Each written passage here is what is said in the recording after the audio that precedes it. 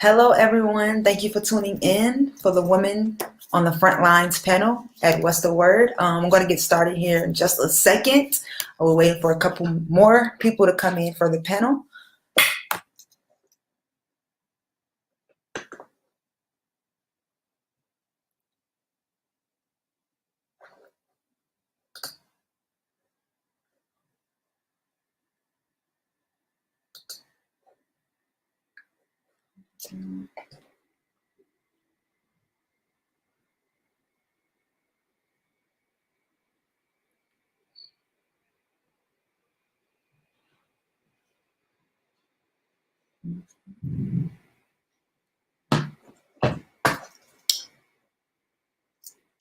Hello, I'm Corli J with Hip Hop News for What's the Word. I'm here to talk with some dope women tonight for our women on the Frontlines panel. Thank you for everyone who's going to tune in tonight. We have some dope guests. Tonight's stream is sponsored by Butcher Boy, a Black woman-owned cooking oil company. So thank you guys so much for sponsoring this dope event. I'm going to bring in our panelists that are online now, and hopefully the other two will join us later. Hey. Hi, Kenna. Hi, Ashley. How you guys doing today? I'm good. Yeah. How are you guys? Thank you. I'm great. Thank you guys for being with me tonight. I'm going to actually introduce you guys for the people out there. Ashley is a senior manager of advocacy at Greater Chicago Food Depository. She also organizes the March for Us, a Juneteenth celebration. So thank you so much for that, Ashley. And Kenna is the executive director of the Gun Prevention Education Center and Illinois Council Against Handgun Violence. So awesome. One correction, it's Kina. Kina, I'm so sorry, Kina. I'm so sorry. A lot of people do that because of the way that it's spelled. Yeah, but that's a dope name. I want to add Shabriel to the stream. She's coming in. How you doing, Sha? We can't hear you. I think you're still muted. Can you hear me now? Yeah, we can hear you now. Oh, hi, everybody. Good evening. How are you guys? Good evening. Let me introduce Sha. Sha is a recording artist.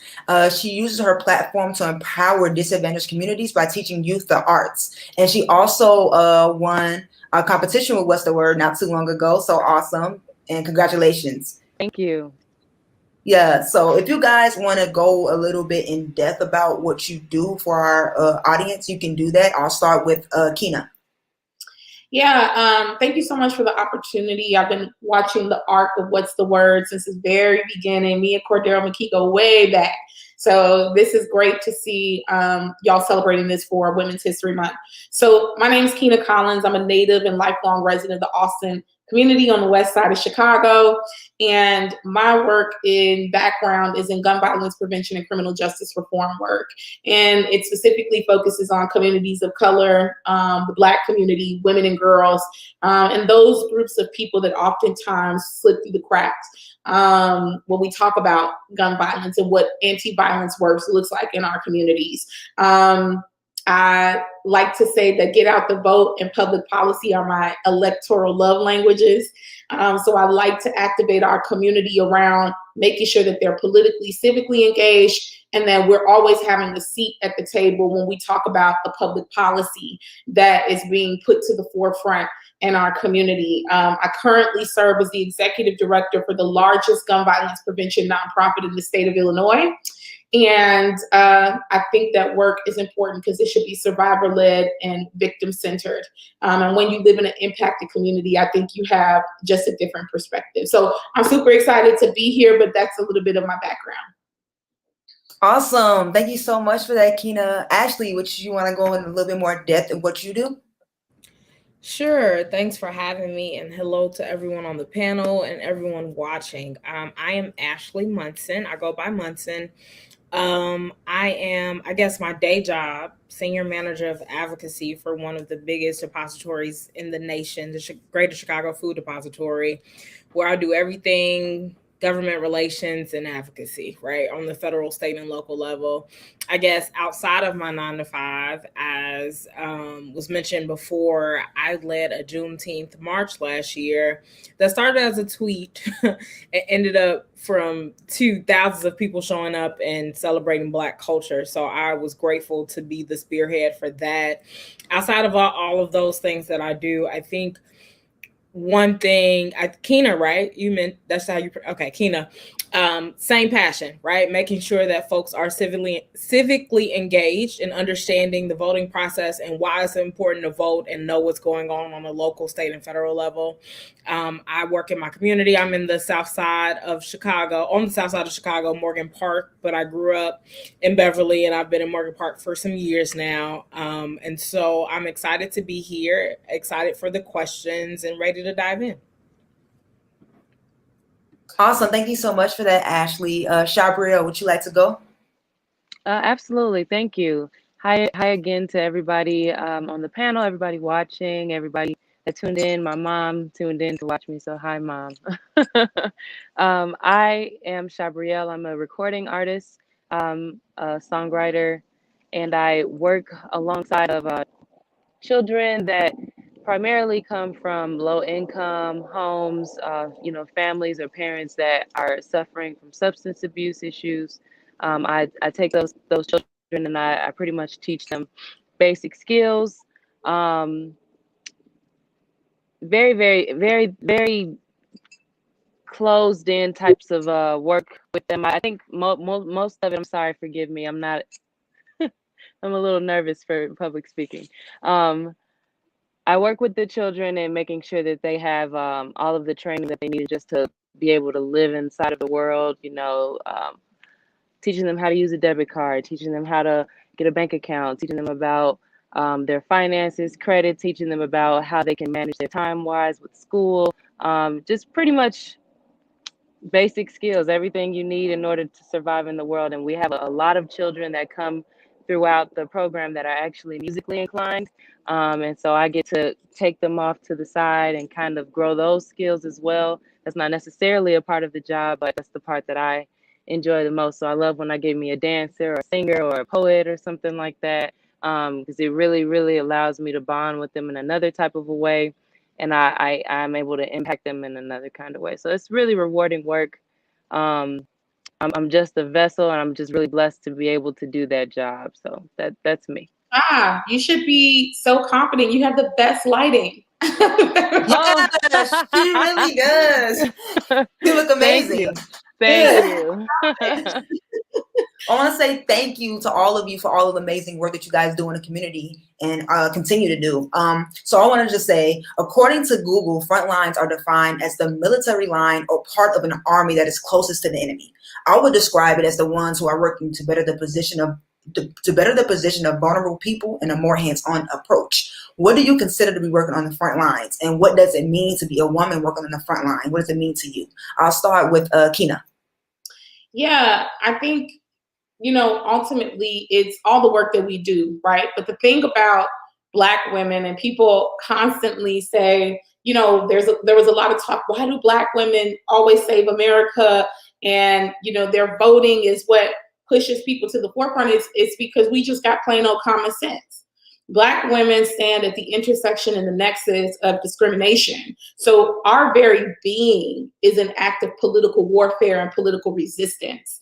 And so that's oftentimes why you see Black women so engaged in our communities and at the forefront of these fights. But most importantly, serving with that moral fiber. The reason why we fought to save Georgia, the reason why we fought for Doug Jones to beat Roy Moore in Alabama, the reason why Black women have pushed and voted against a draconian Trump administration is because we operate with a strong moral compass. And so I always try to flip on the narrative, this angry Black woman narrative, because I want people in this country to get as mad as Black women do. If people got as mad and angry as Black women did, we wouldn't have had a Trump. If people got as mad and angry as Black women do, then we would have equity in our boardrooms and classrooms. And so to be on the front line is to basically to constantly deconstruct and dismantle these very racist institutions that formulate the everyday infrastructure of our lives, from public policy to our workplace, right? And so that's what I define as being on the front lines. Black women, in this context in particular, constantly operating and serving as a moral backbone and a moral compass in the United States of America. Oh, that was powerful.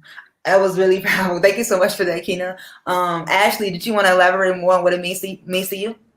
I don't, because Kina did an excellent job. She really did. The only thing that I will add to that is I think, there are several ways to fight on the front line, right?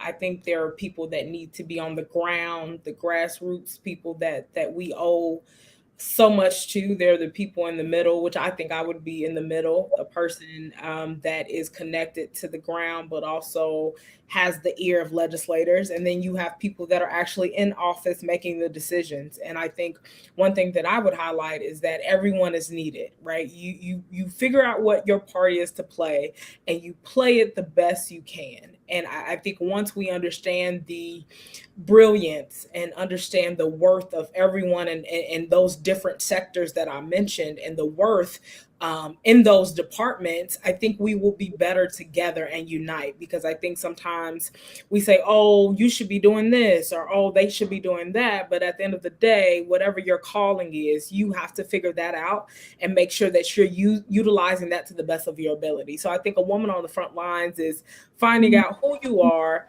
working that to the best of your ability, and being able to reach back to create a pipeline, but also unite and work with people that may have different thoughts than you, that may be in different sectors than you. Yes, I definitely agree with that. And Sha, can you give your thoughts on what it means to be a woman working on the front lines? For me personally, I do consider myself to be working on the front lines.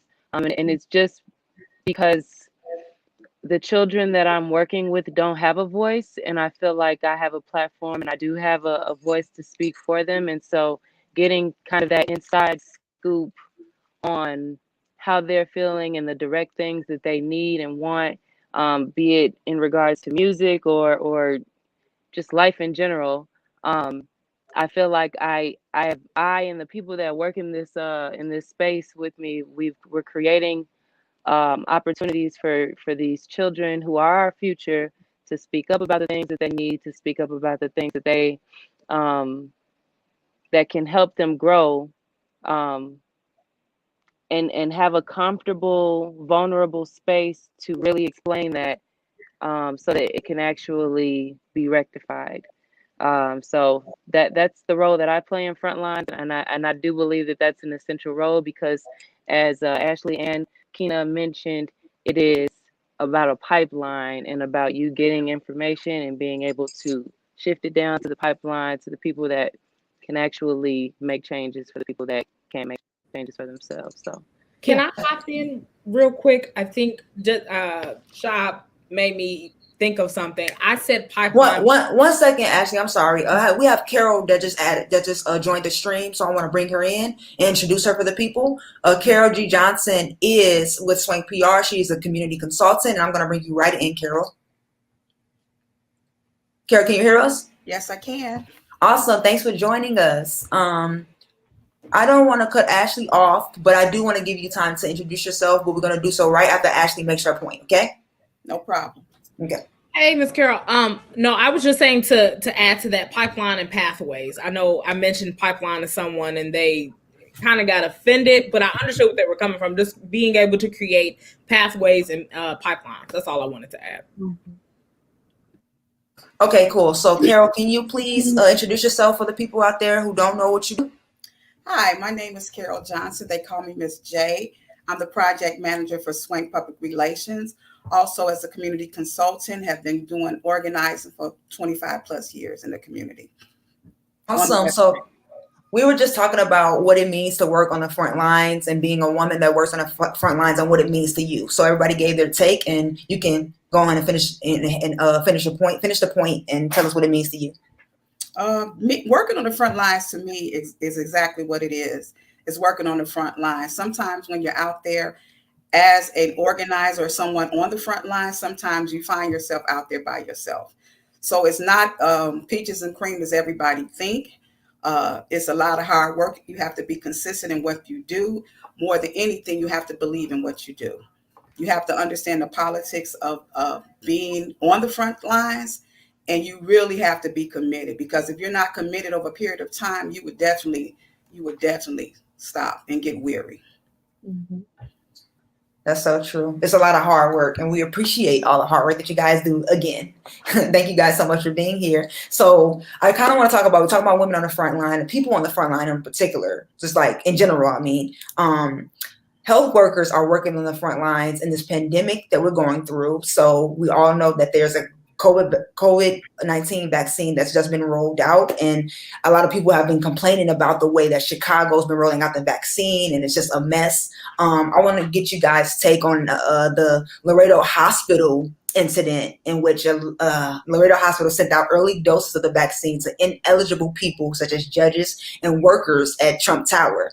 First off, I just want to say, like, how does something like this happen? And I don't understand why would somebody want to do, but so much inequity in the world, especially in Chicago, and how the Black community has been dealing with the COVID-19. It's just like so much going on around it. And I just want to know, like, your thoughts on this, and could they really like redeem themselves from this incident? I want to start with Sha. I cannot lie. I'm not in Chicago anymore. I'm in Vegas. So I don't know a whole lot about the rollout that's happening in Chicago, or the lack thereof. But I can speak for the communities in Vegas that I have seen be impacted by the lack of a rollout for the vaccine. You know, there are a lot of people that are, you know, wanting and willing to take the vaccine. And I think right now it's that if you're under the age of 50, you don't qualify to get it. But there have been cases of like our Caucasian counterparts receiving the vaccine and having access to it a lot more so than African Americans or people of color in general. I could go conspiracy and talk, but I don't think that this is the panel for that. So No, it's okay. Thank you for being upfront about that. Ashley, would you like to give your take about the incident? Sure. I think I'll answer your question in two ways, right? I think when we talk about inequity, it's been present in Chicago. Chicago is a mecca of power and justice since the first daily, right? So, I mean, there has been, on the behalf of the Chicago Police Department, I think we're going to talk about Judas and the Messiah and the Black Messiah, but there has been a history of injustice in this city. So when we talk about Loretto Hospital, I think, how did this happen? I think, everyone was so hyped about finally getting the vaccines, right, to our communities. And when we talk about implementation on a plethora of topics, it's a struggle to implement laws that we put in place. And so when we talk about the distribution of the COVID vaccine, you always have actors at play that are not in the best interest of the community, which is why it's important to elect local folks, state folks, and federally. But we have to pay attention to who really has our interests at hand. And it's unfortunate because I think I read that some funders for the hospital are holding up funds just to see how this plays out. But that is a hospital that, and I think Keena can speak more to the west side, right? I'm from the south side, but that is the area that needs that hospital, right? That needs to have these vaccines and even testing available to those residents. So I think it's unfortunate. I think, having Representative Ford, who stepped down from, I think he was on the board, says a lot, that he is standing for the people that he represents in that district. So that's fortunate to hear. However, we have a lot of work to do, because I'm sure this isn't the first or the last instance where injustice is happening in our communities. That's facts. Keena, did you want to elaborate more? Yeah, it's the old saying that when America sneezes, Black America catches the flu, right? And we catch pneumonia. This is a class. What I challenge people to do is reimagine violence, because this is medical violence on the Black community. Austin, my native community, where I was born, where I was raised, I always tell people, Austin born, Austin bred, and when I die, I'll be an Austin dead, right? The Loretto Hospital has had a D rating for years prior to COVID-19 happening. And what we knew from the COVID cases and what was coming out in case studies from the CDC is that those pre-existing conditions exposed and predisposed Black folks to really being hit hard by COVID-19. And so when we think of violence, not only are we dealing with a public health, global health epidemic, pandemic, we're dealing with the epidemic of gun violence on the west side of Chicago. We're dealing with the epidemic of a food desert on the west side of Chicago, a medical desert. I have to push back a little bit on Ashley. I'm not proud of Representative Ford, and he is my state rep. This should have been called out a long time ago, because when we deal with issues of corruption, it doesn't just happen overnight. These are systems that are put into place that accumulate over time. So the things that we didn't check before grew into a bigger issue. And then when we are in a situation of a state of emergency, which the statistics were showing when the first vaccine rollouts were happening here in the city of Chicago, only 18% of those vaccinations were happening for Black and brown folks in the city of Chicago, when we accounted for 60% of COVID cases. So this is violence against our community. And so I do think that in this moment in time and in the community meetings that I've been going to on the west side of Chicago, there will be a political reckoning happening on the west side of Chicago, because we have to lay this at the feet of the stakeholders. Those individuals who are vulnerable populations in our community needed to be shielded in this time. And this isn't a time for cronyism. This isn't a time to shield your friends or your colleagues who you worked with for years. This is a time to be righteous and stand up for those who really need you to fight for them. So it's a very hard moment right now on the west side of Chicago. We will persevere because we always do. But I always tell people that this is a form of violence against our community. It really is. Carol, would you like to add your thoughts on this subject? Yes, I will.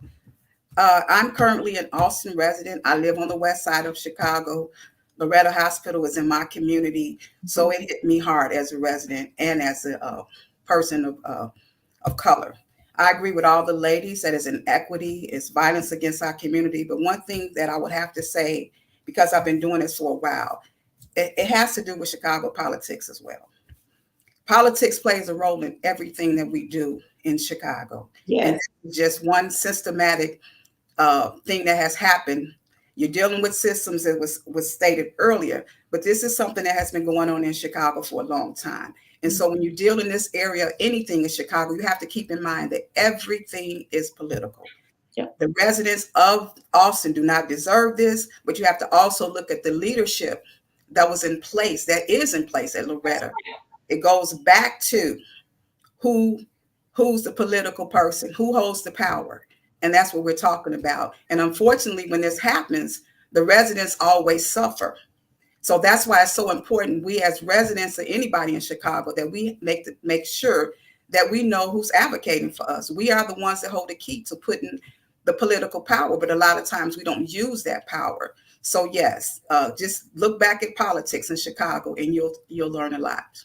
Go ahead, Kina. Yeah, SCIU right now is advocating their workers, which is a union, a healthcare union of workers. They're advocating for a community partner now to be a part of the board, and for somebody who's an employee to be a part of the board to put a check in the balance. But to the point that Carol made, and Miss Carol, we're going to connect because I'm an Austinite too. So, but the west side of Chicago traditionally has always been left out politically and hyper-segregated politically from the resources. And the reason why we're such an easy target for people to come in and set up shop for corruption is because we don't have the political infrastructure put into place. But I think what elected officials and those powers that sit in office right now, what they are missing the mark on is that we never confuse position with power. People have power. right? Not those who sit in positions. And so, like I said, I couldn't agree more with Carolyn. I do think that there will be a political reckoning happening on the West Side. Yeah, and I like that you brought up the fact of the politics, because wasn't Chicago or Illinois just like nominated or just like for the most corrupt in politics? Was it Chicago or was it Illinois as a state? It's one of the large Illinois. Yeah, we are at the Illinois. top. Yes, most We're voted corrupt. the top corrupt state in the United States. Yeah, and it's If super I could sad. hop in here about the elected officials piece, and I appreciate your pushback, Kina. I think my overall point is, I think it's, how would I say this? I think I don't think we've got to the root of the problem. I think, and you guys can attest more to the West Side, I think that while we have elected officials that definitely could be doing better, and some of them are so focused on being the token versus actually doing the work, I definitely agree there. But I think we have a systematically infected root problem where we have, and I may get in trouble for saying this, but I think we need to address like the Black caucuses and the people that are in leadership, because I think sometimes you get legislators that get into office that have the right heart and the right framework to really change things, but you get to Springfield, if we're talking statewide, and then it's no room to really change anything, right? And so I think the overall problem is that we need a slate of new leaders to represent these communities, right? Or to your point, people are power. We have to, and I think groups are already doing this, but on a greater level, empower those folks block to block, where we get these people out of office, or we say, hey, like, you are hurting our community, so we're going to get rid of you. So I think to your point, and I'm not pushing back, I'm just adding on, like, I think it is a problem with our elected officials that represent us, but I think we got to talk about like the root problem. I think folks that are currently representatives are just the consequences of what's been happening for a very long time. Thank you for adding that point, Ashley. So I want to move on from the COVID vaccine and this problem to elected officials. I'm glad that you guys made that transition for me. I also want to say that Lori Lightfoot is a big problem in our community. A lot of people have been holding her to the fire because she ran on these progressive ideals, but she's everything but. So I want to get you guys' thoughts on her budget and financing of CPD and everything that she's doing, how she allocated funds to Chicago Police Department, despite people wanting less money to go to the police department. And I'll start with Carol. Can you give your thoughts on Lori Lightfoot? Ooh. Mayor Lightfoot, that for me is a challenge. A lot of times, like one of the young ladies said, people have good intentions when they first get in there, but as you get in there, you kind of change. As far as Lori is concerned, I don't agree with a lot of things that she's doing. I think it can be handled better, the things that she's doing. I'm not sure she's open to listening to the people. From what I've seen, she has not been. So my views on it is that we need to kind of take a look at where her stands. And we need to take a look at what she's been doing. We need to hold her accountable for what she ran on, hold her accountable for what she's doing. One thing I've just studying Chicago's politics, as far as Chicago goes, mayors, it was told to me a long time ago that Chicago has two systems. You either have a tough mayor and a weak city council, or you have a strong city council and a weak mayor. So over the past decades, we've had a strong mayor and a weak city council. Now, that says a lot about us in Chicago. So I'll just leave it there.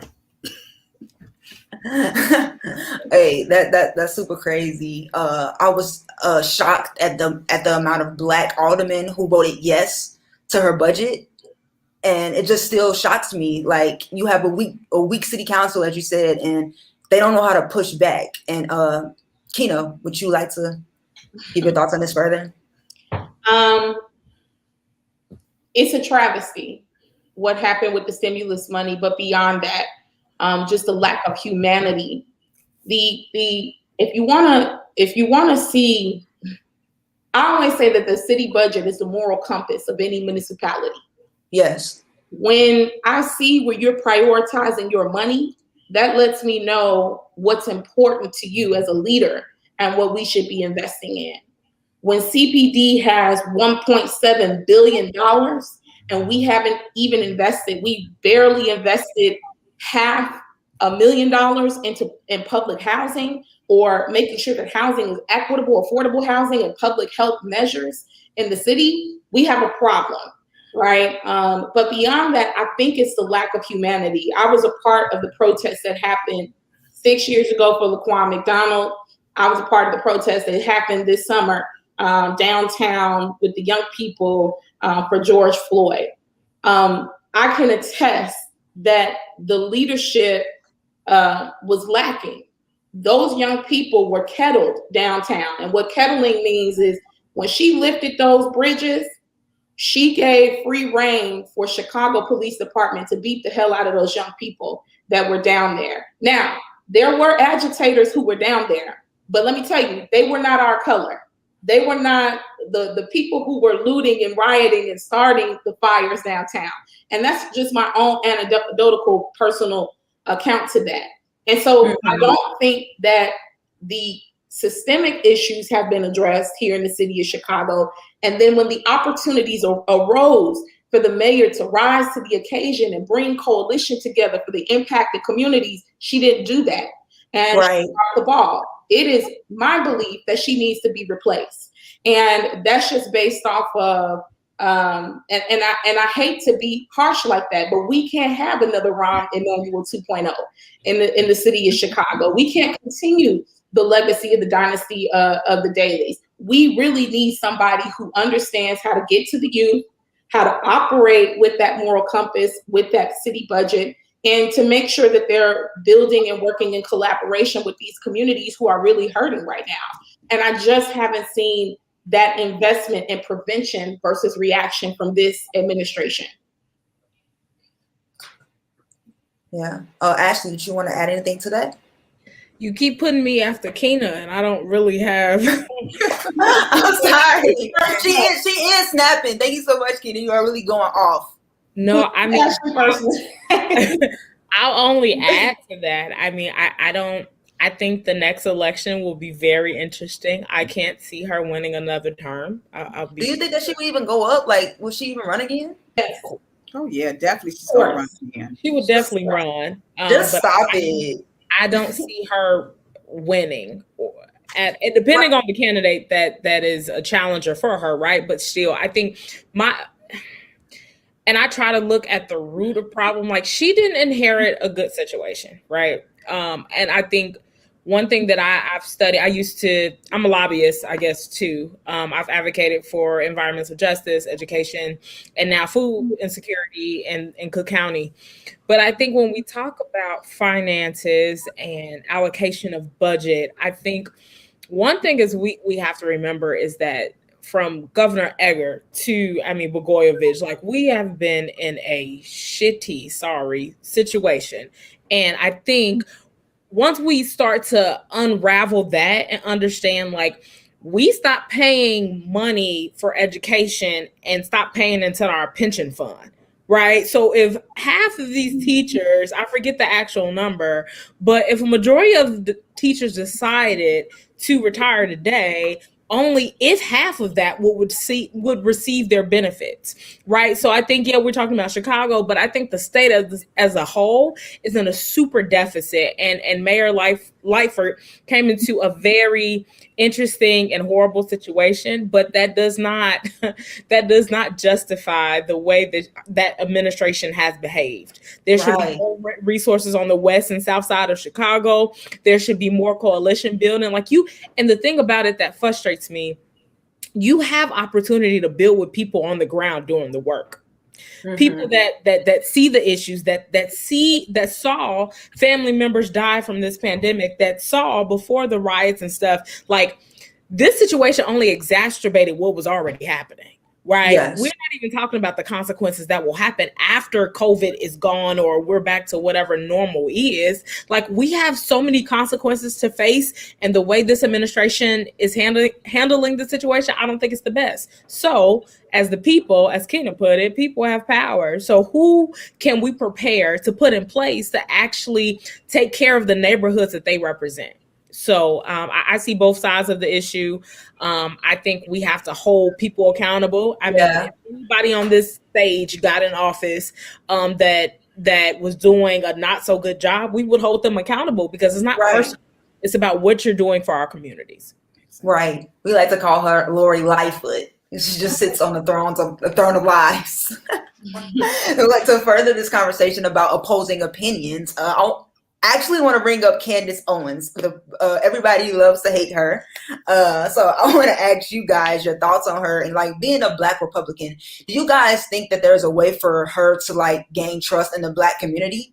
I don't know if you guys saw her recent tweet. I'll share it with you here. Give me a second.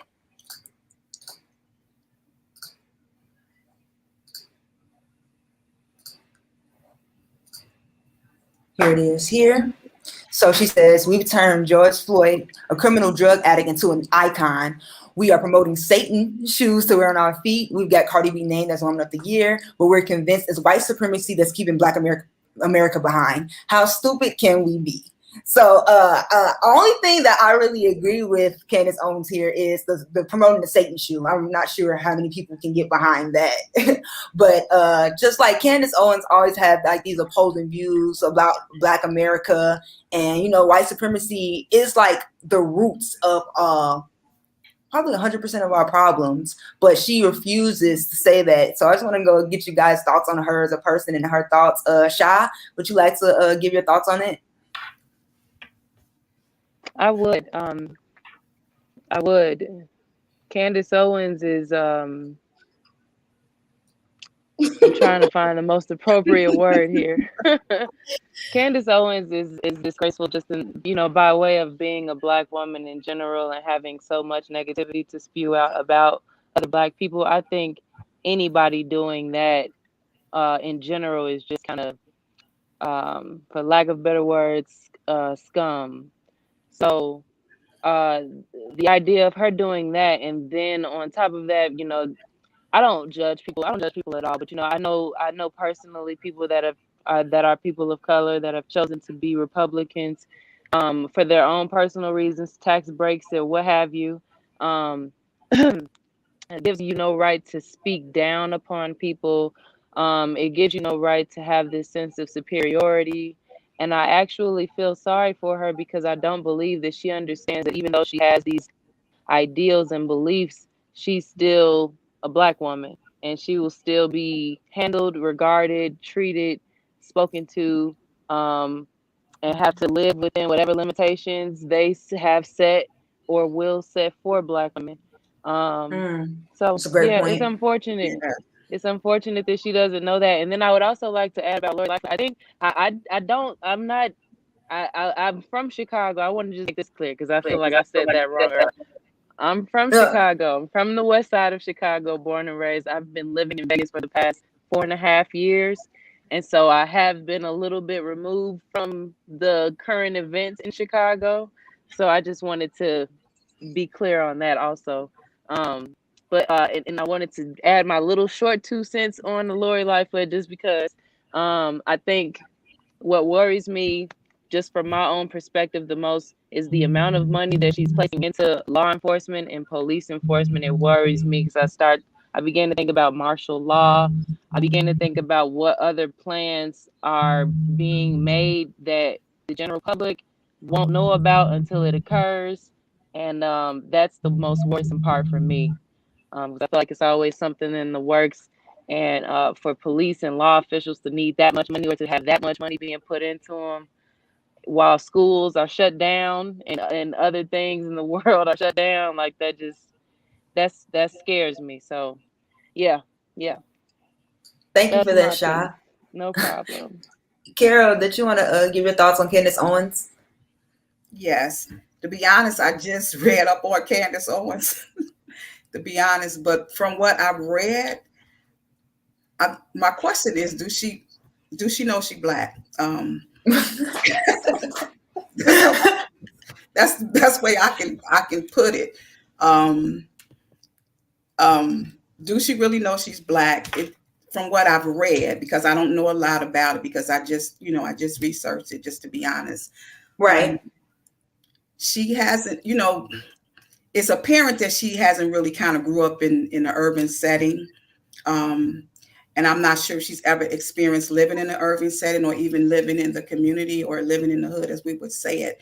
So some of the things she clearly don't understand about growing up in the urban area. And also, she has not lived long enough to understand what it means to be a Black woman in America. And I can only say that because I'm an older Black woman. And as you live, you will see things, as you get older. So experience would teach you a lot of things, and she has not experienced a lot. But I think she has to be careful about looking down on Black people as general, especially Right. because one day you're going to wake up and somebody's going to call you the N-word, and it's going to be a life-changing, shocking revelation for you. And how do you deal with that?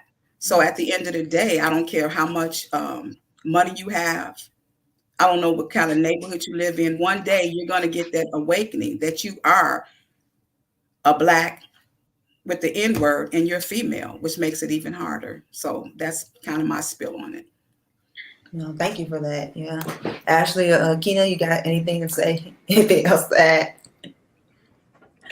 No comment. I'm not mad at you. Like, you don't even want to give her energy. It's just like, she's a stressful. Go ahead, Kina. No. Go ahead, Ashley. She's a stressful topic. I mean, if you look at her history, right? She was bullied in high school. I mean, they called her everything, the N-word. She got threats to her house, her family. wow. She was liberal before she is whatever the heck she is now. And I mean, more importantly, it's dangerous, the rhetoric that she spews. Now, where she could potentially get some support is that the Democratic Party isn't for Black people, which, if her language wasn't so hateful and so insightful of negative, I don't know, connotation, I think she could get a lot of like people to listen to her.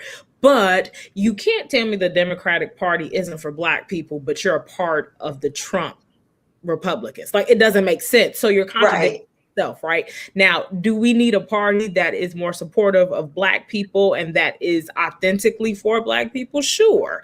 That's a whole different conversation for another day. But I just think the way some of the stuff she says is factual.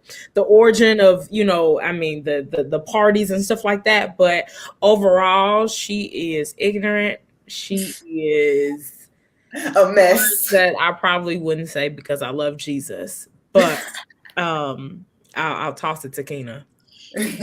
So first, really quickly, I'd just like to say thank you, Ms. Carol, for that, and centering and grounding this conversation in the fact of wisdom and why that's important that we sit at the feet of the people who have lived these experiences and been in these struggles and these fights for a really long time, because none of this stuff that we're talking about in our generation, or even Generation Z, is new. Right? Like, these are things that have been intergenerational fights for a really long time. Candace Owens is a grifter. She's just checking the bag. Like, I don't think that she's just a talking head. She's not someone who we should take serious when we're talking about real public policy and infrastructural change, foreign affairs, reparations, things that we need to talk about in the Black community that are serious. And I always say, I don't argue with people who aren't my peers. If you aren't my peer, I'm educating you at that point. Like, that's honestly how I feel. And I feel like Candace Owens couldn't be brought into a space with people who really operate from a realm of reality and have a grasp of reality. And as Ms. Carol was saying, people who live with the economic realities of growing up in urban centers. The final thing I'll say is the reason why I don't take her serious is because it's a hypocrisy for me, right? Like, this is not the party of Abraham Lincoln. This is not the Republicans who worked on Reconstruction and all of those things, which they like to go back to. This is the party of insurrectionists. This is the party of treasonous, traitorous, racist behavior, which we know has been embedded even during the time of Abraham Lincoln, right? And so this can't be the party of pro-life when you're calling George Floyd a criminal drug addict. Does that mean that people who have drug addiction should have people's knees on their neck? So Right. the lack of humanity and the lack of sensibility and the lack of understanding of whenever you debate these issues, let's operate from a realm of reality and a realm of facts. And the facts are the Trump administration was one of the most detrimental administrations to African Americans, not just from a public policy standpoint, but from a literal physical standpoint. And so this is someone who told white supremacist groups to stand back and stand by if he lost. And he meant what he said. And so we have to understand and differentiate in the Black community that intellectuals and people like us who are subject matter experts in our areas, we don't engage with people like Candace Owens because they're not individuals who could really, they don't operate in a realm of reality. Facts. Yeah, so basically she is just a performer, right? And she's a performer and she's doing this to get a reaction, to create conversation. She's a professional troll, like Tekashi 9. You know what I mean? So like, let's not even bring him up. You're the ops. You're operative for the opposition. Right. Right. No, that's facts though. That was a great segue to our next topic of performance activism. And that's exactly what Candace Owens does. And that's a lot of that's what people say about Black Lives Matter also. I don't know if you guys heard about Tamir Rice's mom, Samaria Rice, who called out activists in the Black Lives Matter movement and demanded them to step back, and stop monopolizing and capitalizing on the fight for justice and human rights. Also, Mike Brown's father also called out Black Lives Matter, asking the Black Lives Matter leadership to fund $20 million to Ferguson organizers and activists and foundations to do the work. So I want to get you guys' take on that, starting with Ms. Carol. What do you think about the Black Lives Matter movement? Do you think that it's performance activism? And does Mike Brown's father and Tamir Rice's mother have a right to be calling them out? Well, as far as the Black Lives movement, I'm excited about it. Just from what I've seen and what I know, it is a movement. And here I go back into my history. As movements have always been started by young people, always throughout the history. And so it's a time. The timing is perfect. The timing is perfect for Black Lives Matter. My own personal opinion about it is that they're here at the right time, but also there's, how can I put this? There's some challenges that me, myself, have questions about as far as the movement is concerned. But as far as people calling them out for what they do, I'm the type of person to say, if you're not doing anything, then you need to just step back and let them do what they do. Let them do what they do. You're either going to be a part of it or you're going to sit on the sidelines. And that's my opinion about it, So it's definitely, the timing is great. And I just applaud them and the young people for just having the guts to get up and do what they do, because somebody has to do it. And it's just that time. We haven't had a movement like this since the 60s, and as we know, movements change a lot of things.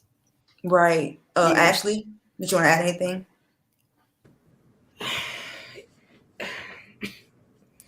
So last year I did the March for Us Juneteenth March.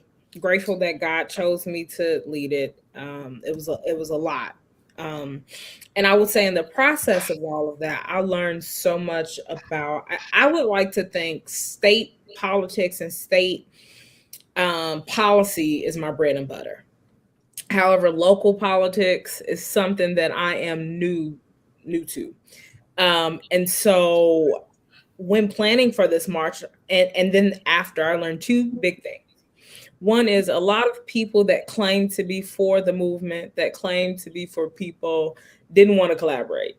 And so that was a shocker for me, because I'm like, if you're a pastor of a predominantly Black church and a lot of people know who you are, why wouldn't you want to collaborate. That's point one. Point two, after it, I was introduced to some activists, and some of them are amazing.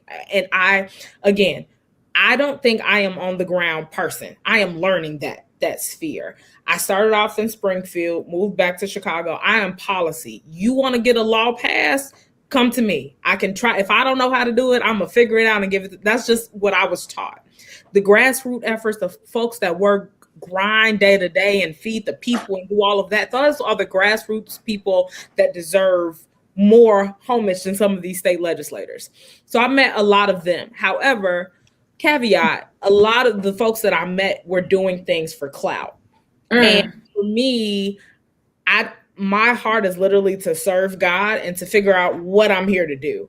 And so those two things, from learning that people, pastors, big figures that we can name that aren't here for the people, and then activists that are actually just doing this for TV time, it blew my mind. And I'm not going to say I'm perfect.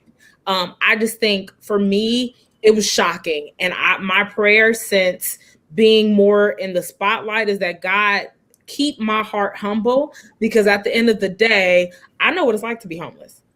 Okay. So I'm not gonna, put on a front or try to be in front of a TV unless it's talking about spreading the message and getting help to those who need it. So all I am saying is that I learned a lot, learning what it is to being on the ground and being more active here in Chicago. And my prayer is that we can learn how to unite, learn how to use resources from one another, because people on this panel and people that are actually on the ground doing the work, they're resourced, and they have a lot of things they can use to bring legislation, people, and unity to our community. So I'm learning. I'm still learning. I'm a newbie, I would say, but it's a lot of people that just do this to get known. Right. Yeah. Thank you for that. So we only have like 9 minutes left. So I do want to get to my personal questions before our time is over. I know you guys have to leave at 8.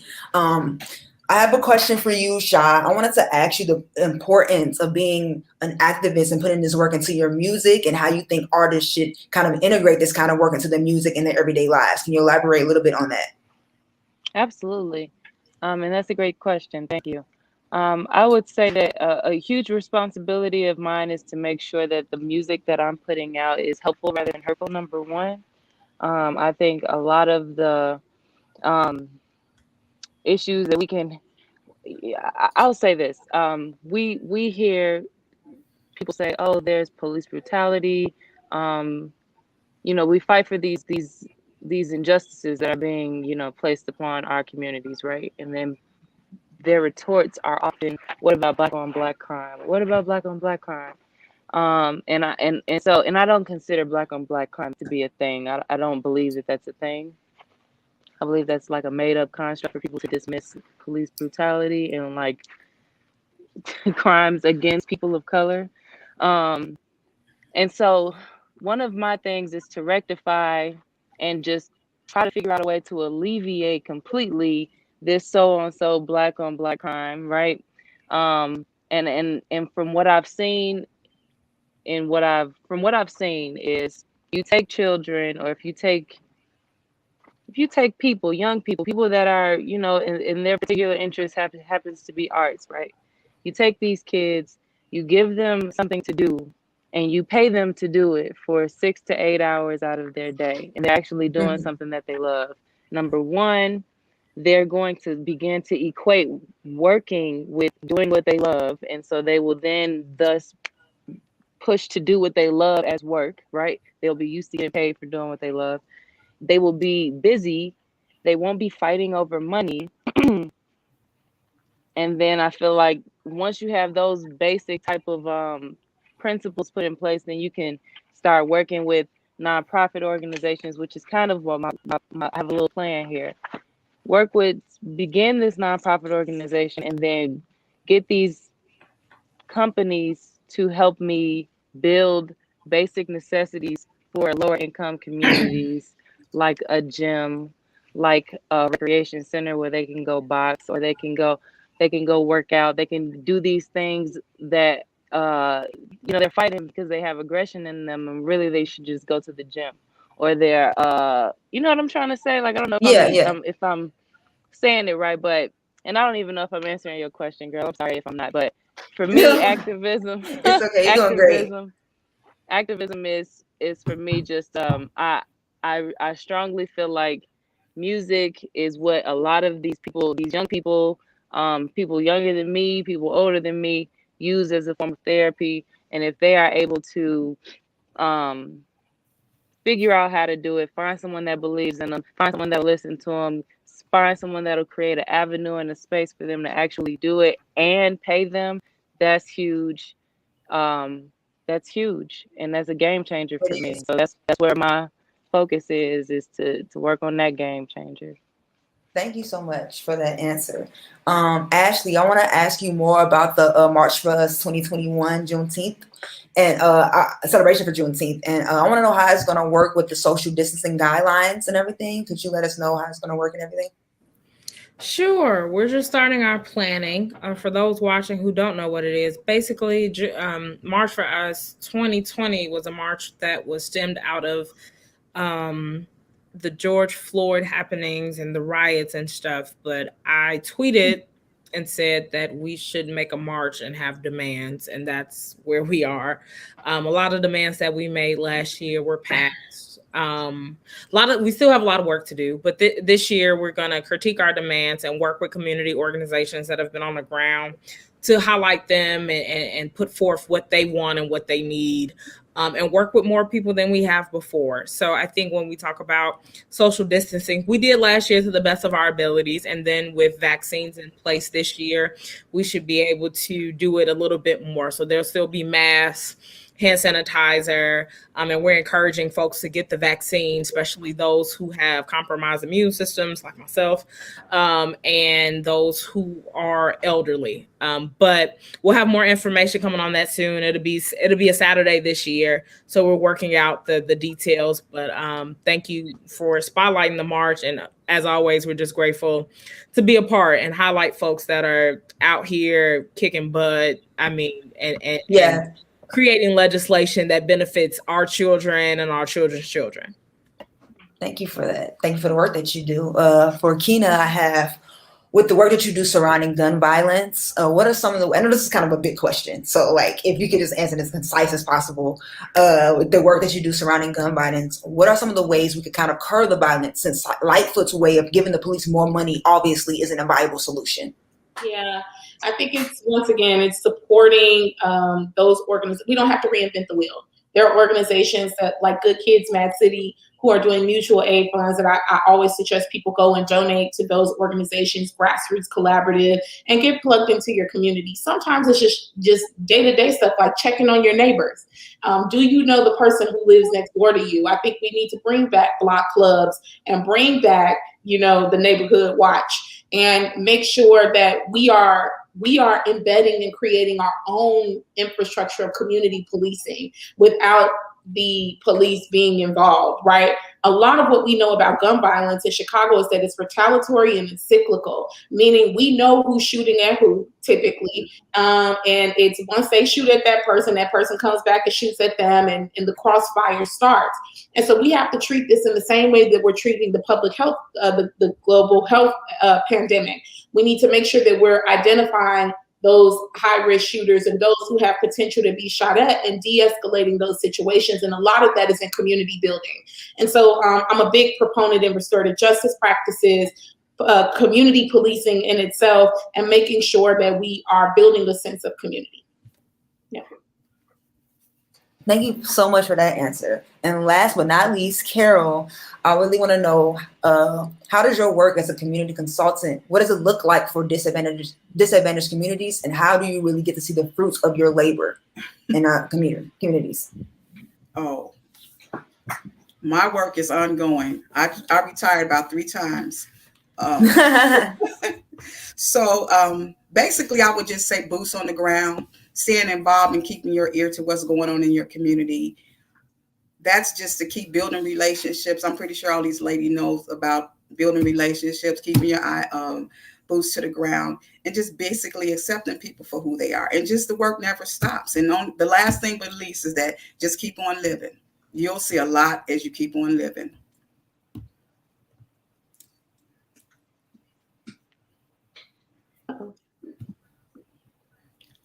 You're on mute. Oh, I'm so sorry. Thank you guys. Oh my God. I just had to get you out of here before 8 o'clock. But I will say thank you all for being with me tonight. Shout out to everybody on tonight's panel, and shout out to Butcher Boy for sponsoring tonight's panel. This has been Corli J with Hip Hop News Live. You guys have a great night, and thank you again. Thank you so much. Bye. Hey. What's up?